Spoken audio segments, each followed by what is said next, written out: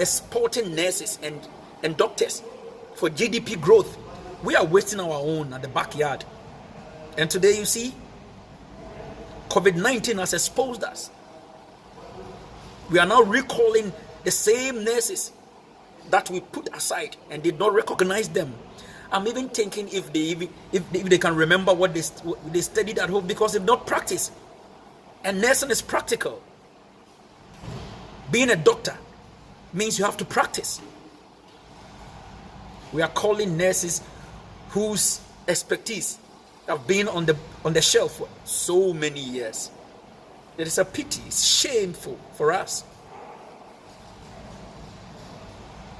Are we not ashamed of ourselves? Our leaders gallivanting here and there, riding in big cars, making huge investment on foreign lands instead of investing in their own people, giving them job. Oh my God. Go to our hospitals. They are empty, without beds, facilities, poor. Some places don't even have at all. Some must trek miles to access a simple health post. Disgraceful. That is what COVID-19 is teaching us now. That leaders must wake up. Citizens alike must wake up. It's a wake-up call for us. So after this, what next?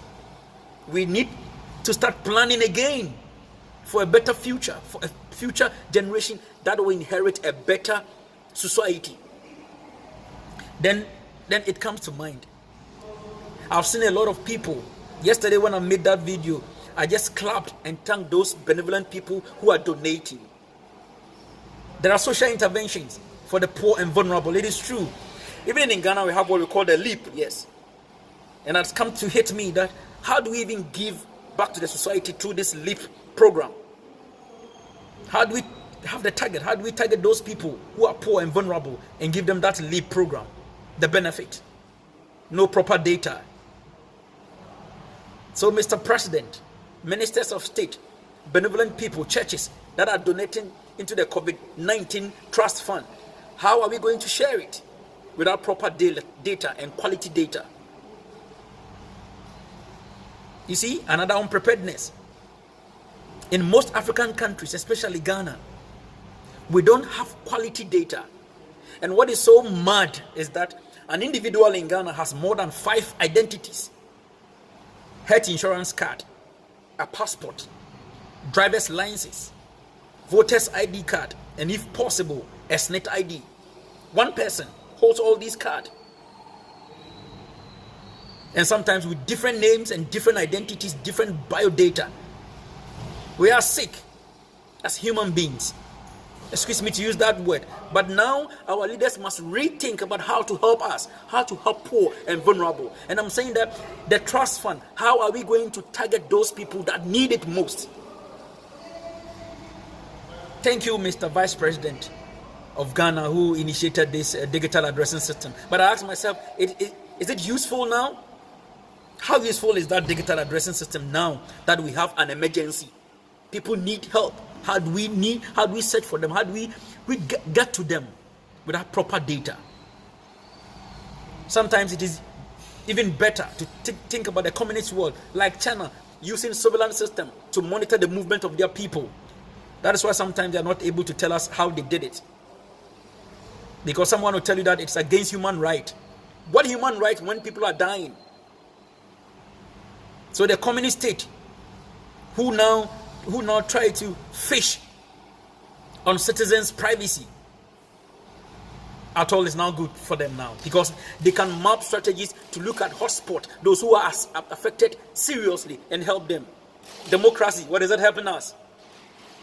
See how we are suffering now. Anyway, we are doing well. I just read in the dailies that the wife of the president, Her Excellency, Madame Rebecca Akufo-Addo, has set up a system what she calls relief boxes challenge, where individuals, corporate bodies can donate foodstuffs and items to be shared to those who are affected, the poor and the vulnerable. And it falls back again. How do we find these people and give it to them? Poor data. This is time that we need to do things right. This is time that every leader in Africa, especially in Ghana, start thinking about how to collect and manage better data of its own people. How do you seek widows who are affected at this time? How do you seek street children who are affected? We don't have data on unemployed graduate, as we say, people who don't have job. We don't have that kind of data on them.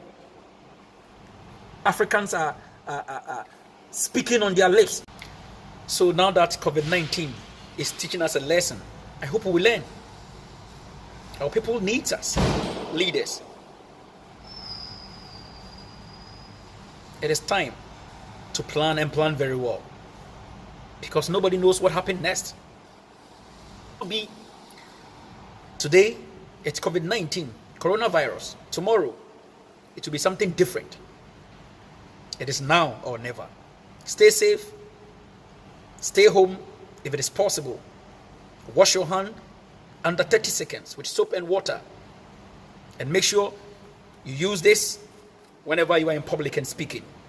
If you want to sneeze and cough, I've said that. Use a piece of tissue paper or cover your mouth or your nose with your elbow. It helps.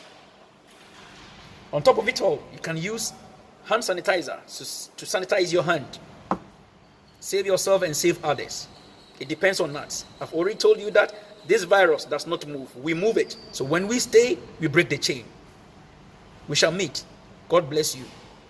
God save the world. God save Ghana. Thank you.